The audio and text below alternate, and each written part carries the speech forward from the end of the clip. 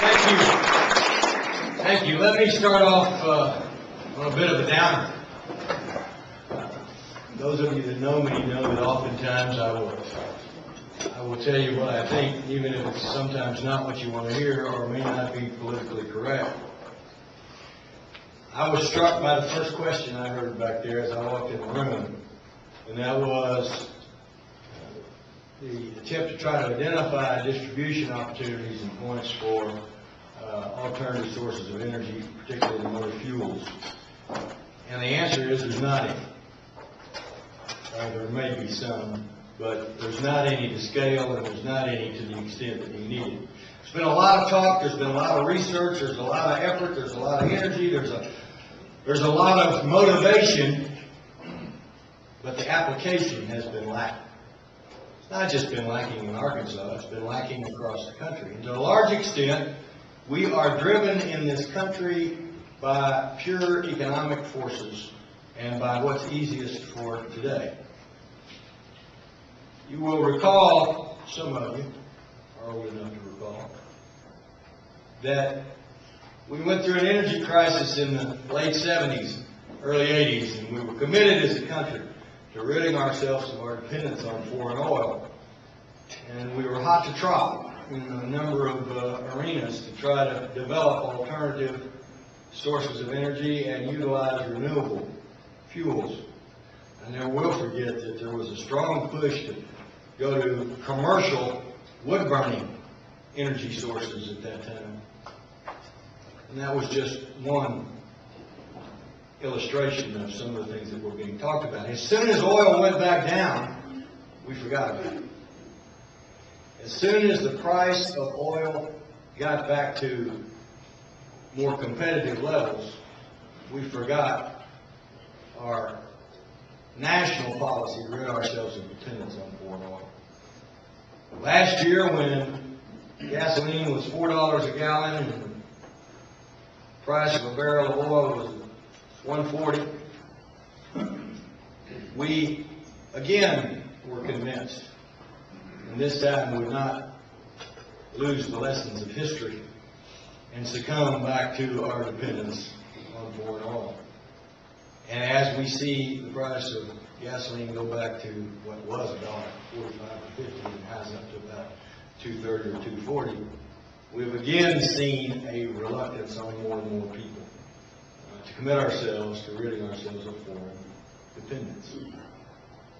People, sooner or later, we're going to have to wake up to all this.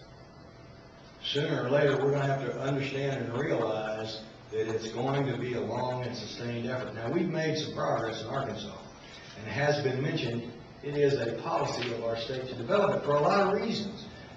3 major reasons. And they are all so essential to the future of our state and our country. 1, removal of our dependence on foreign fuel is a national security interest. You're not having to send your troops or your people or your money or your interests into parts of the world that don't like you very much because you have to be reliant on them for foreign oil. You are a safer country. Secondly, it's a no-brainer economically. Arkansas particularly is well situated to biomass and to alternative fuels that are related to all the various feedstocks that can be grown really throughout the South, but particularly in Arkansas. It creates jobs. It creates additional markets for our agricultural interests. It is an economic breadwinner for so many different elements of our society, not just in Arkansas, but throughout the country, that it is a major economic reason to pursue it. And last, but certainly not least, if you care about your children and your grandchildren, if you care about the posterity that we all should care about, if you care about how you leave this place, it's an environmental win-win. So if you're worried about national security, if you're worried about economic development and opportunity, and if you're worried about the environment, it is absolutely a no-brainer that alternative, renewable, sustainable, green energy should be a part of this nation's portfolio.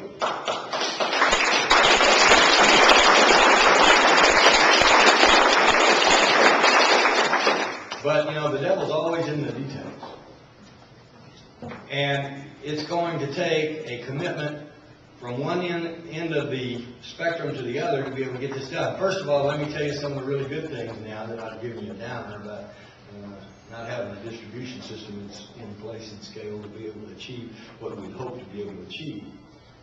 Let me tell you some of the good things. One of the good things is the amount of research and development that's going on across this country, and particularly right here in Arkansas, is nothing short of stupendous. The Biosciences Institute, U of A, ASU, UALR, all of the things that are going on in some high level, top of the line, first class, premier research has to lead to some real practical applications that a lot of people just theoretically talked about a few years ago. Phillips County Community College recently got a grant.